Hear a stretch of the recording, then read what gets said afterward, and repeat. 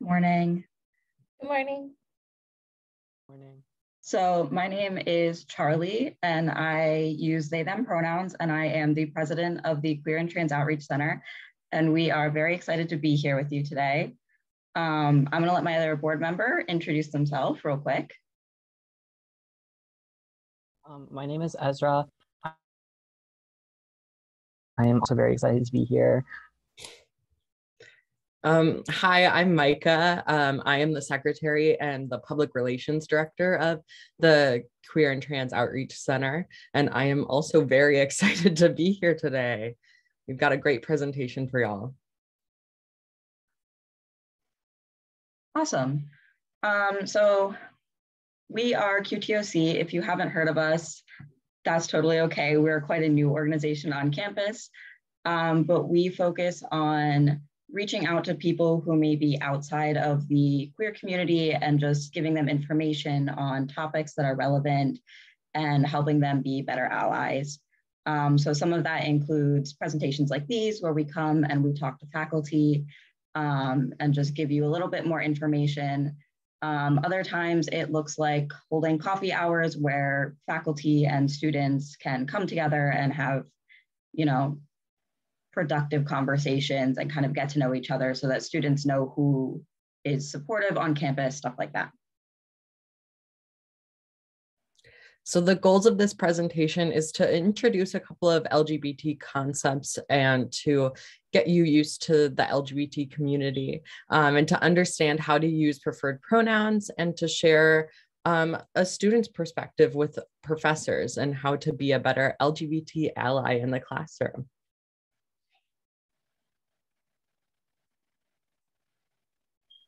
Safe space, so it's 100% okay to ask questions.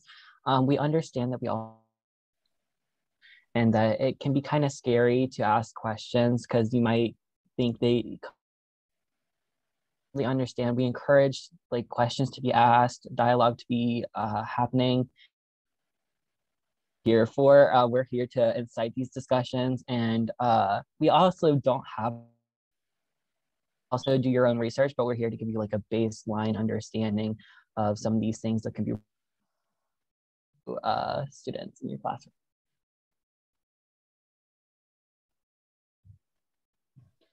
So to start off with our first topic, we wanted to talk a little bit about heteronormativity. And so this is the idea that heterosexuality, or being straight, is the normal way to be, and it's what's expected out of everyone. And so we want you to kind of think about that and be aware of it and try to not assume that everybody is straight and everybody, if they're a girl, they have a boyfriend and all of this and that. Yeah, so instead of saying something like, boys answer the even questions, girls answer the odd ones, try something like, people on my left answer these set of questions and people on my right do these, or something of those things. Try and keep your language as gender neutral as possible because we don't know everyone's experience that's in the classroom.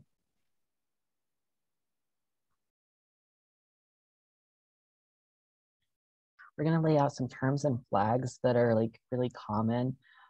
So lesbian, women, and then you can see the flags on the right side is a man who is attracted to men, and it's also sometimes used as an umbrella term for the whole queer community.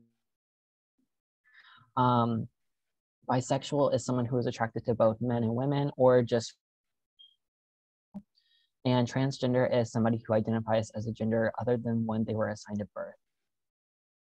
Female at birth, and I identify as a transmasculine person or a trans man.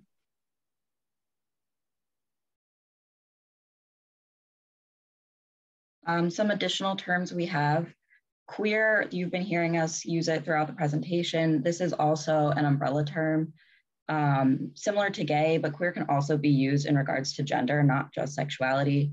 This one, that we have a little note to be cautious about it and really only use it if you know that somebody is comfortable using that term, because it does have a history of being a slur, although most people nowadays are comfortable with it.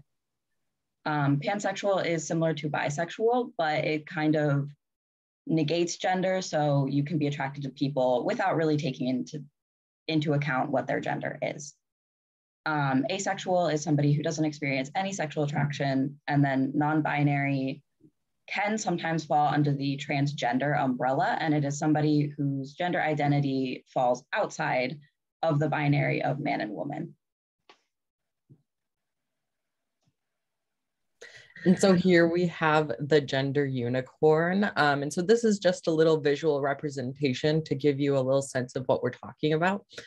So gender identity, you can see, is represented by the rainbow, and that could be identifying as woman, man, non-binary, or gender queer could be up in this category. Gender expression is illustrated by the green dots. Sex assigned at birth is using the little DNA snippet, and physical attraction is shown, physical and emotional attraction are shown as the hearts. And so that could be relating to sexual attraction or to romantic attraction for the emotional one. But yeah.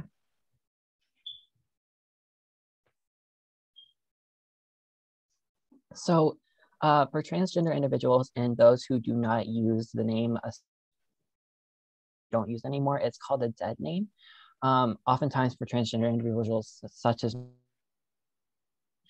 it's best not to use this name at all, especially if this person does not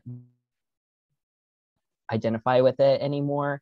If they give you a name that they prefer use, it is always best to use that specific name, unless said because they might not be out or there might be other circumstances. But if they tell you to use that name.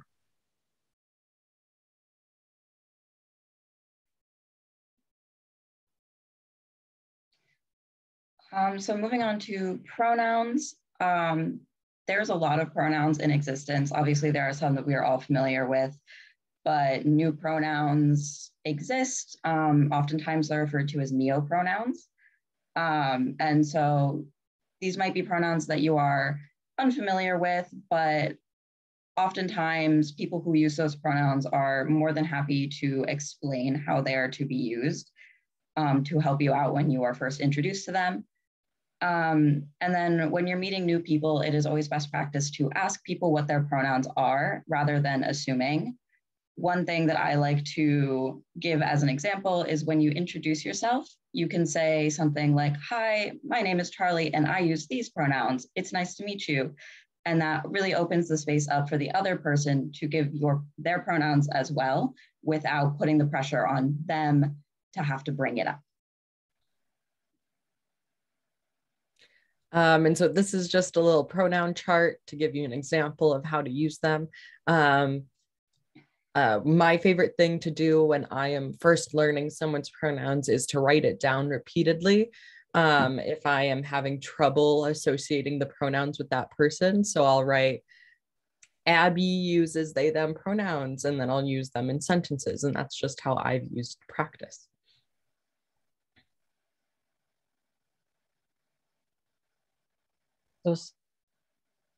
Is to respect everybody's pronouns.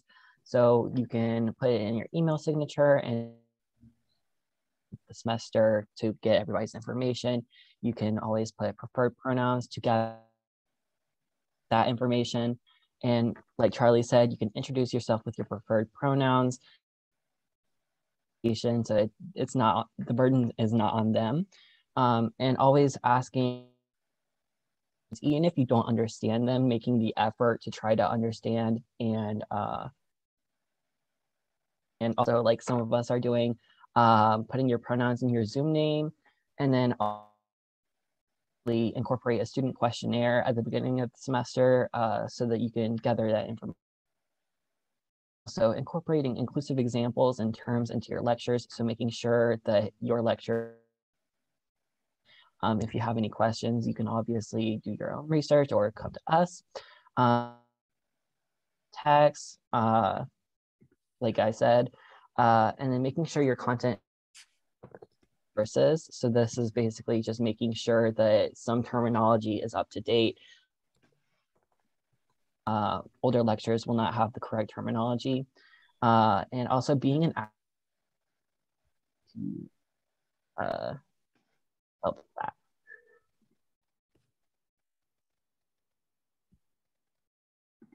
So some ways that you can be an active ally. Again, we're going to circle back to never assuming anything. This goes along with a heteronormativity that we talked about earlier, of just try not to assume things and keep like an open mind to be aware that everyone's going to be different. Feel free to ask questions if you have questions for somebody about their experiences or anything like that. As long as it's asked in a respectful way and you're aware of some general boundaries and you're aware that somebody might say, hey, that's not a cool question to ask, it is totally fine to ask those questions and just keep an open mind on what the answer might be, because it might not be what you're expecting it to be. Listen to LGBTQ plus voices. This one's really big. When you're an ally, is you want to listen to the people in the community on ways that you can help them best. Going along with that, and you see people being, homophobic or transphobic, you are totally welcome to step up and say, hey, that's not acceptable, here's why. And then be willing to learn. Things are going to happen when you're being an ally that maybe you're going to mess up on somebody's pronouns, or maybe you'll use an out-of-date term. And just as long as you are willing to learn and have an open mind that, oh, this term isn't used anymore, this is what I should use instead, it's totally fine. It's going to happen. And then be a friend and educate others are two really important points. You want to make sure that people know that you are somebody that they can trust and that they can go to. And then educating others is something I'm sure you're all familiar with. And just if you see people using incorrect terms or maybe words that are just not acceptable, you can, share your knowledge and help them to also be a better ally.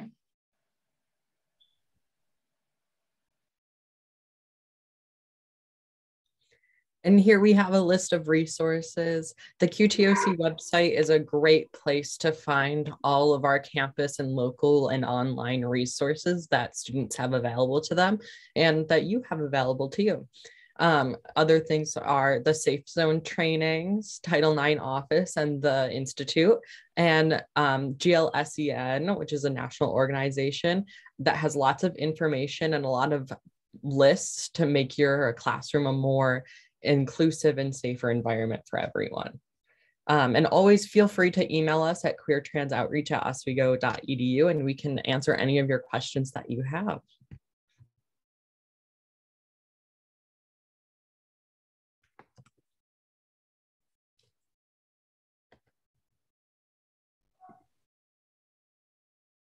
Well, thank you so much, everyone. That's our presentation for today. Feel free to email us any questions you may have at the Queer and Trans Outreach email at oswego.edu. And we were so happy to see everyone.